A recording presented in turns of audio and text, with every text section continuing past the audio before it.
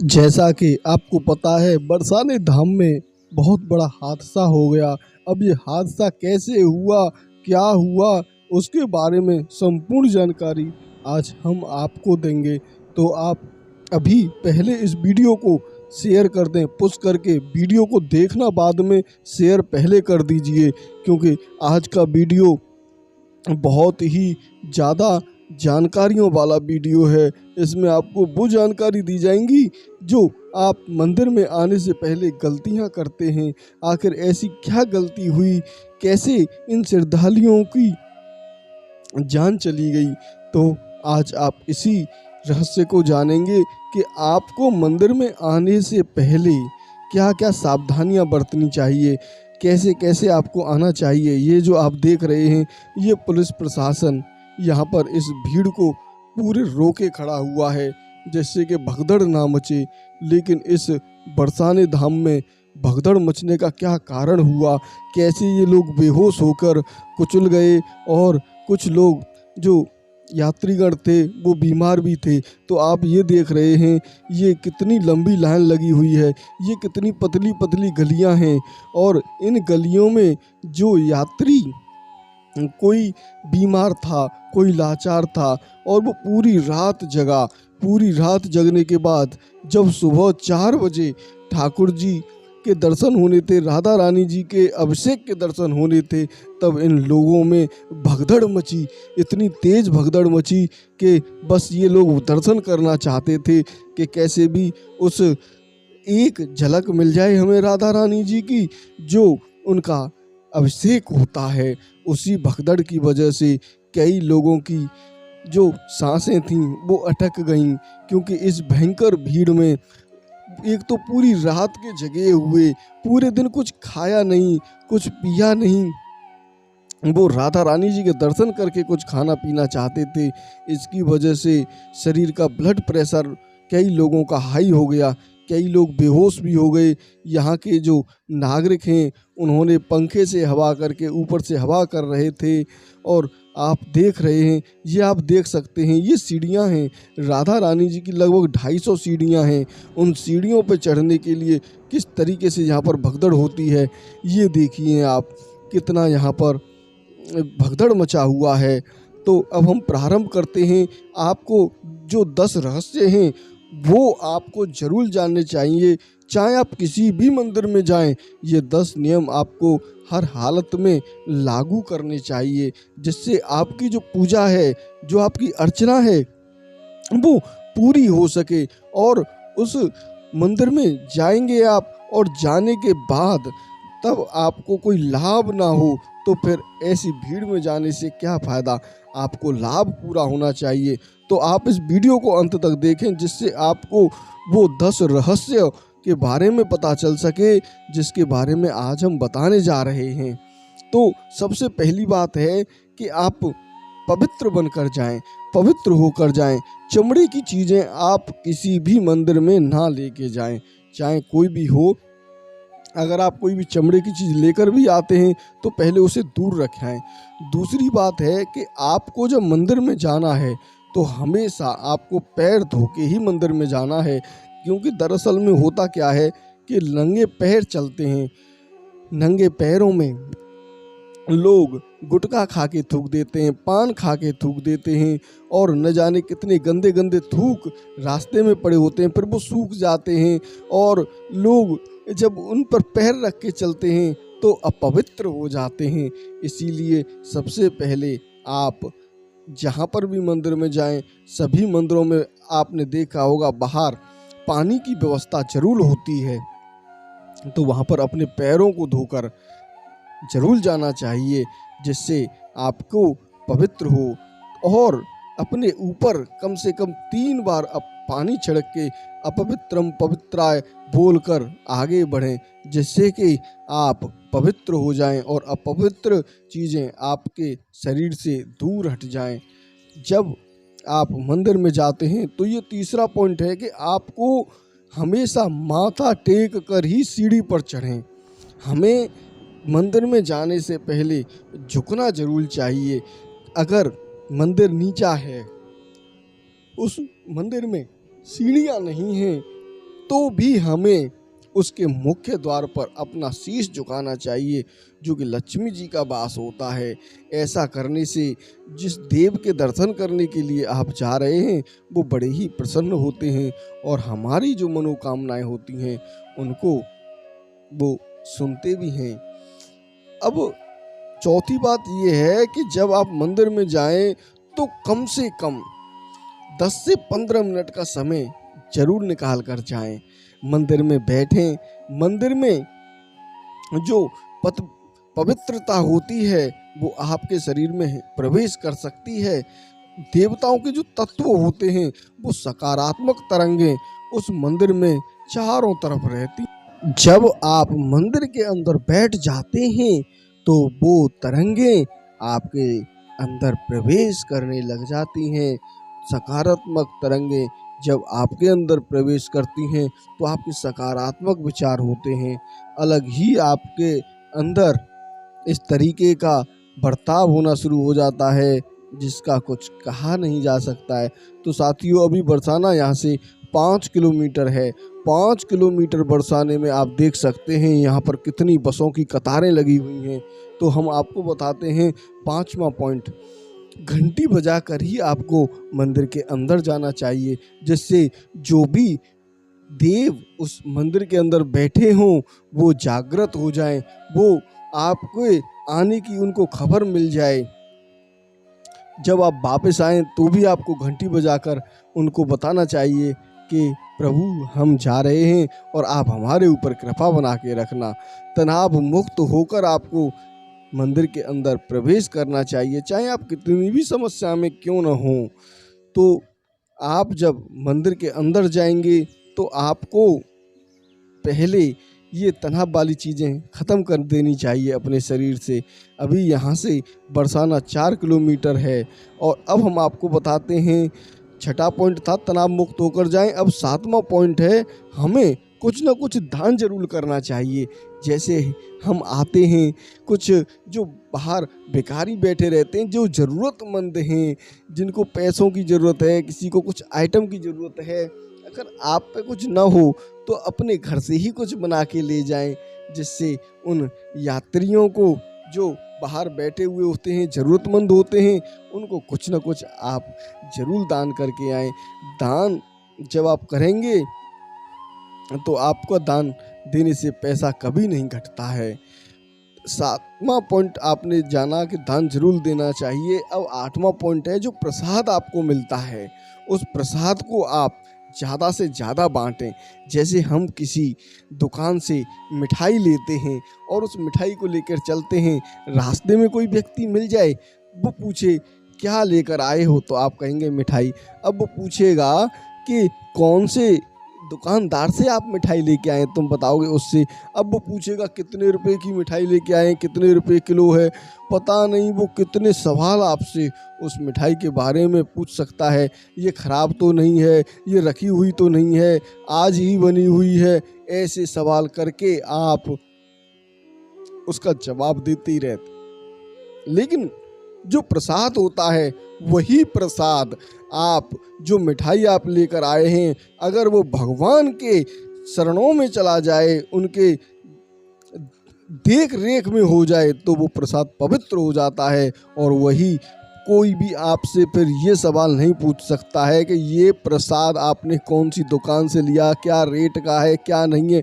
मात्र क्षण भर की नज़र ठाकुर जी की उस प्रसाद पर पड़ गई तो मानो उसमें अमृत पैदा हो गया हो और वो सब गुण उसके ख़त्म हो गए। अब कोई नहीं पूछ रहा है कौन सी दुकान से आई है, रखी हुई है या कुछ भी है, कोई नहीं पूछेगा आपको, केवल प्रसाद है।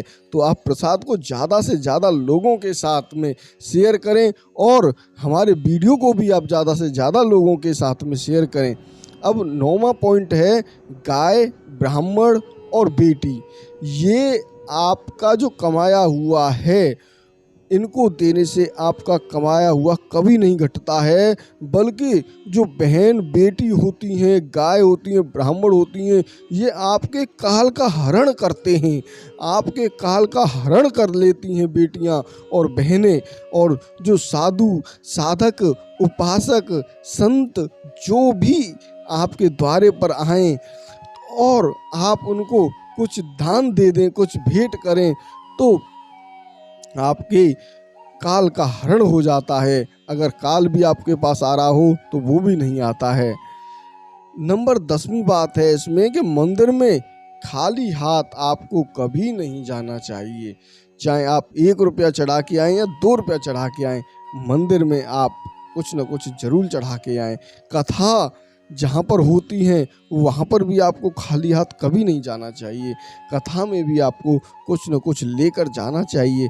तीर्थ स्थल, जो तीर्थ स्थल होते हैं वहाँ पर आप देखें, कोई ज़रूरतमंद तो नहीं है, किसी साधु को किसी चीज़ की आवश्यकता नहीं है, किसी भिखारी को किसी चीज़ की आवश्यकता नहीं है, उन्हें पूछें आप, और वहाँ पर भी आप कुछ न कुछ देकर आएँ तीर्थ स्थल में। अब बेटी और बहन के यहाँ पर भी हमें कभी भी खाली हाथ नहीं जाना चाहिए, ये भी अपशगुन होता है। इसीलिए बहन और बेटी के यहाँ हमेशा कुछ न कुछ लेकर जाना जरूर चाहिए। बिना अब बहुत लोग होते हैं जो बहुत बड़ी गलती कर बैठते हैं मंदिर में जाकर। वो लोग क्या करते हैं, वो सेल्फी लेने लग जाते हैं, और सेल्फी आपको बिल्कुल भी नहीं लेनी चाहिए ठाकुर जी की। अब आप करेंगे क्या, अब आप कहेंगे सेल्फी क्यों नहीं लेनी चाहिए, तो इसका जवाब हम आपको देते हैं। काफ़ी लंबा जवाब है कि जब आप हाथ जोड़कर फोटो करवाते हैं तो आप जब सेल्फी लेते हैं तो क्या आप अपने हाथ, दोनों हाथों को जोड़कर आप सेल्फी ले सकते हैं? क्या कोई है ऐसा व्यक्ति जो दोनों हाथों को जोड़कर सेल्फी ले ले? लेकिन जब आप भगवान के सामने हाथ जोड़कर दर्शन करने के लिए जब जाते हैं, हाथ जोड़ते हैं, इसी प्रकार से जब हाथ जोड़कर आप दर्शन करें और फोटो करवाएं तो वो मर्यादित हो गया। अब मान लीजिए आप जब दर्शन करने के लिए आए हैं तो आप भक्त बनकर आए हैं। अब भक्त का काम क्या होता है? भक्त का काम होता है अपने ठाकुर की सेवा करना, जैसे हनुमान जी ने की, मीराबाई जी ने की, तुलसीबाई जी, तो ये सभी भक्त थे। और भगवान और भक्त में मर्यादा होती है। अब आप जब सेल्फी ले रहे हैं तो क्या मर्यादा रह जाती है आपकी? जब आप उन्हें पीठ दिखाकर सेल्फी लेते हैं, और जो भी व्यक्ति है जो सेल्फी ले रहा है वो सेल्फी लेते समय पर उसकी जो पीठ होती है वो ठाकुर जी की तरफ हो जाती है। जब ठाकुर जी के पीछे पीठ हो जाती है तो उन्हें बिल्कुल भी अच्छा नहीं लगता है। आमने सामने आप जब खड़े होते हैं तो आप आमने सामने के दर्शन करें, आप कभी भी पीछे के दर्शन ना करें, कभी सेल्फी ना लें, क्योंकि जब आप ऐसा करते हैं तो यमराज भी रुष्ट हो जाते हैं, वो भी आपको दंड का अपराधी बना देते हैं, दंड देने के लिए तैयार हो जाते हैं। तो हमेशा जब आप मंदिर में आए तो ये वाली गलती बिल्कुल भी ना करें, सेल्फी लेने वाली। हाँ, आप फोटो खींचिए, फोटो खींचने की कोई मना थोड़ी है, लेकिन आप हाथ जुड़वा कर फोटो खिंचवाइए, जिससे आप मर्यादित और बहुत ही सुंदर और पवित्र इंसान लगें, जिससे कि दूसरे लोगों को भी लगे कि हाँ, ये अच्छा पॉइंट है, ये अच्छा आदमी है जो हाथ जोड़कर फोटो करा रहा है। तो ज़्यादा से ज़्यादा आप जहाँ पर भी जाएं आप हाथ जोड़कर ही फोटो खींचें। अब जब आप ठाकुर जी के दर्शन करते हैं तो उस मंदिर में एक पुजारी होता है जो आपको चरणामृत देता है। अब आप चरणामृत जब लेते हैं तो ज़्यादातर लोग क्या करते हैं, उस चरणामृत को लेकर पहले तो उस चरणामृत को अपने मुंह पर लगाते हैं और फिर पीछे हाथ फेर देते हैं, अपने ब्रह्म पर हाथ फेर देते हैं। मान लीजिए आपने 1 गिलास पानी पिया, आपने आधा गिलास पानी पी के आधा गिलास रख लिया, तो क्या आप उस पानी से नहाते हो? क्या आप अपने झूठे पानी से नहा लेते हो? आपका जवाब होगा हम नहीं नहाते हैं। आप कमेंट बॉक्स में ज़रूर लिख के भेजें, क्या आप ऐसा करते हैं, झूठे पानी से नहाते हैं या पवित्र पानी से नहाते हैं? तो जो हमारा चिन्हामृत है वो पवित्र और अमृत तुल्य चिन्हामृत होता है। उस चिन्हामृत को आप ले लेते हैं और मुंह में प्रवेश करवाते हैं, और फिर आप करते क्या हैं, आपका हाथ तो झूठा हो गया, फिर आप अपने पीछे की तरफ उसको लेके जाते हैं जहाँ पर ब्रह्म विराजमान होते हैं, और वही हो जाती है आपसे गलतियाँ। तो आप स्नान कर लेते हैं एक तरीके से, जैसे छिड़काव कर लेते हैं। तो आप हमेशा याद रखें, जब भी आप चिन्नामृत लें तो सबसे पहले अगर आपको पीछे लगाना है, आँखों पे लगाना है, कंठ पे लगाना है, सीने पे लगाना है, तो चिन्नामृत को हाथ में लेकर एक हाथ से जब आप चिन्नामृत ले लेंगे तो दूसरे उल्टे हाथ से आप उस चिन्नामृत की कुछ बूंदें लेके अपने ऊपर छिड़क लें। कुछ अगर आप गर्दन पर लगाना चाहते हैं, कंठ पर लगाना चाहते हैं तो कंठ पर लगा लें। अगर आप आँखों पे लगाना चाहते हैं तो आँखों पे लगाएं, या फिर जहाँ पर आपको कोई बीमारी हो रखी है वहाँ पे लगाएं, जिससे वो बीमारी आपकी जल्द से जल्द कटे। तो आपको ये पॉइंट जरूर ध्यान रखना चाहिए कि आप हमेशा जब भी आप मंदिर में जाएं तो उस चिन्नामृत को पीछे ना लगाएं, क्योंकि इससे बहुत बड़ा दोष लगता है, जिसकी सजा स्वयं यमराज देते हैं। सेल्फी लेने जैसा ही ये भी एक अपराध है। अब बहुत सारी हमने माताएं और बहनें देखी हैं कि वो क्या करती हैं, वो लड्डू गोपाल को लेकर आती हैं अपने साथ में, और अपने साथ में पूरे मथुरा में, वृंदावन में, बरसाने में, गोकुल में, जहाँ पर भी तीर्थ धाम हैं वहाँ उनको साथ में लेके जाती हैं। फिर करती क्या हैं कि जब वो जाती हैं तो पहले तो अपने हाथों पर चिन्नामृत ले लिया, फिर वो पी लिया, हाथ हो गया झूठा। अब दोबारा से हाथ बढ़ाती हैं, फिर प्रसाद लेती हैं, प्रसाद लेके फिर उसको प्रवेश करती हैं, तो अब प्रसाद भी झूठा पहले से ही हो गया।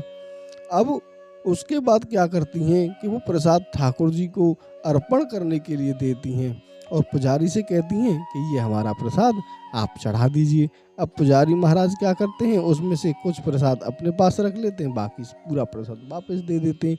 अब प्रसाद पहले खा लिया, बाद में जो है जो चिन्नामृत है वो भी ले लिया, हाथ आपके थे पहले से झूठे। अब आपने करना क्या किया कि उसमें से आप लेते गए प्रसाद और दूसरे लोगों को बांटते गए, तो वो आपका जो हाथ था वो तो पहले से ही झूठा है। आपने पवित्र कब किया, तो आप पहले पवित्र कर लें, अपने हाथों को धो लें जब ही आप जाकर प्रसाद चढ़वाएं, जिससे कि आप लोगों को संपूर्ण रूप से संपूर्ण जो फल प्राप्त होना है वो फल प्राप्त हो सके।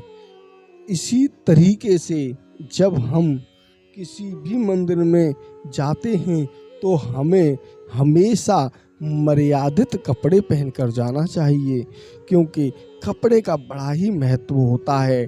जब आप ठाकुर जी के सामने जाते हैं और ठाकुर जी के सामने जाकर आप कोई भी धोती है, कुर्ता है, या फिर बगलबंदी है, स्वापी है, कुछ भी डाल के जाते हैं तो उनको ऐसा महसूस होना चाहिए, अगर आप ब्रज क्षेत्र में आ रहे हैं तो, कि ये अपना है।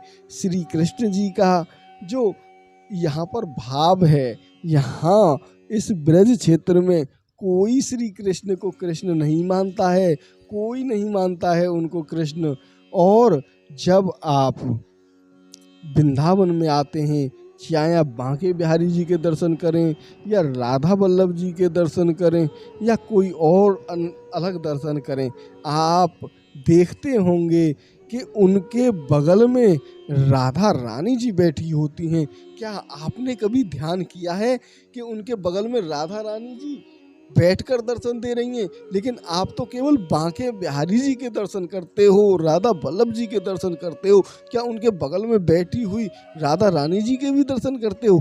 नहीं कर पाते हो, क्योंकि वो घूंघट लगा के शर्माई हुई इस ब्रज क्षेत्र में बैठी हुई होती हैं, और वो आप उनके दर्शन कभी नहीं करते हैं। अगर आप कभी जाएं तो वहाँ के पुजारी जी से पूछना कि ये इनके बगल में कौन है, तब वो आपको बताएंगे कि ये राधा रानी जी हैं। तो इस प्रकार से यहाँ इस ब्रज क्षेत्र में कृष्ण जी के दर्शन होते हैं। अब जब आप श्री कृष्ण जी के दरबार में आ रहे हैं, मथुरा वृंदावन आ रहे हैं, तो आपको हमेशा याद रखना चाहिए कि वो आपके मित्र हैं, सखा हैं। जितने भी लोग थे जैसे जब श्री कृष्ण जी यहाँ से मथुरा से गए, इस मथुरा नगरी को छोड़ के गए, गोकुल को छोड़ के गए, तो ब्रजवासियों को क्या दे के गए? कुछ भी नहीं दे के गए, कुछ भी नहीं दिया। बाकी और स्थानों पे गए तो सभी लोगों को कुछ न कुछ श्री कृष्ण जी ने दिया, लेकिन ब्रजवासियों को कुछ भी नहीं दिया। ब्रजवासियों को मिला तो केवल और केवल श्री कृष्ण जी का साथ मिला, उनको सखा का रूप मिला, उनको जो यहाँ पर भाव है, यहाँ पर श्री कृष्ण जी को बेटा कह के बोलते हैं, कुछ लोग भैया कह के बोलती हैं। यहाँ की जो माँ बहनें होती हैं वो भैया मान लेती हैं श्री कृष्ण जी को, और अनेकों राखियाँ भी वहाँ के बिहारी जी के मंदिर में हर रक्षाबंधन को आती हैं।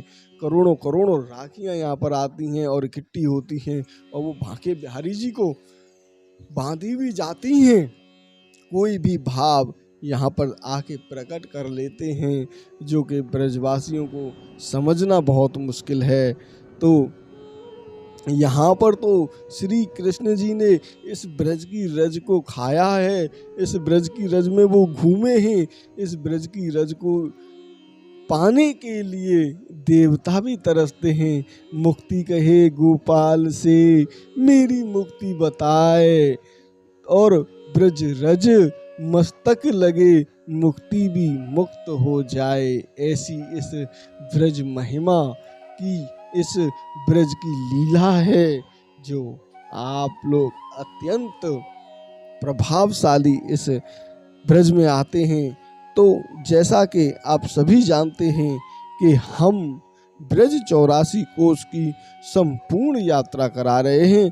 हमने ब्रज 84 कोस की पाठ 1 से लेकर पाठ 30 तक हमने संपूर्ण यात्रा करवाई है, जिसमें 0 पाठ भी हमारा एक सम्मिलित है, जिसमें चारों धाम के दर्शन हमने कराए हैं। तो हम अब ही इस समय पर ब्रज 84 कोस की छोटी यात्रा को करा रहे हैं।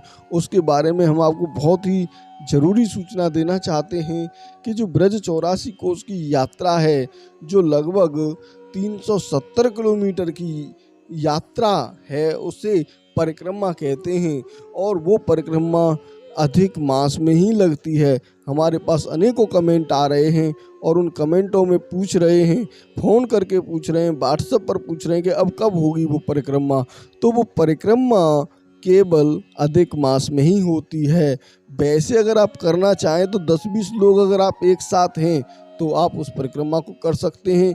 आप हमारे पुराने वीडियो को देख सकते हैं, जिसमें से हमने ब्रज 84 कोस की 0 पाठ से लेकर और 30 पाठ तक एक एक रोड को, एक एक रास्ता को और एक एक स्थान को उसमें दिखाया है, जिससे कि आपको बिल्कुल भी समस्या ना हो। और अब हम अंदर की जो परिक्रमा है, अंदर के जो दर्शन हैं, उनको करा रहे हैं, जो कि बहुत ही अद्भुत और दिव्य हैं। ये ऐसे वीडियो आपको केवल संपूर्ण ब्रज दर्शन ही करा पा रहा है। आपको संपूर्ण ब्रज 84 कोस की यात्रा हम कराएंगे, तो आप ज़्यादा से ज़्यादा लोगों के पास हमारे चैनल को सब्सक्राइब कर लें पहले तो आप ही, और पर दूसरे लोगों के पास भी शेयर करके उनको भी बोलें कि इस चैनल को जल्द से जल्द सब्सक्राइब कर लें, जिससे उनको भी इस ब्रज की महिमा के एक एक स्थान के बारे में पता चल सके। इस ब्रज मंडल में लगभग 3600 गांव इस परिक्रमा की सीमा में पड़ते हैं, और 3600 गांव में भी एक एक गांव में एक एक श्री कृष्ण जी की ऐसी ऐसी अद्भुत लीलाएं हैं, जिसके बारे में समझना और जानना आप लोग हमारे चैनल के माध्यम से ही जान सकते हैं। तो आप लोग हमेशा जो भी हमारा वीडियो आए तो उसको आने के लिए आपको बेल आइकन को ऑन जरूर कर लेना है। बेल आइकन के ऑल वाले बटन को जरूर दबा लेना है, जिससे तुरंत ही हमारे नोटिफिकेशन आपके पास मिल जाया करें।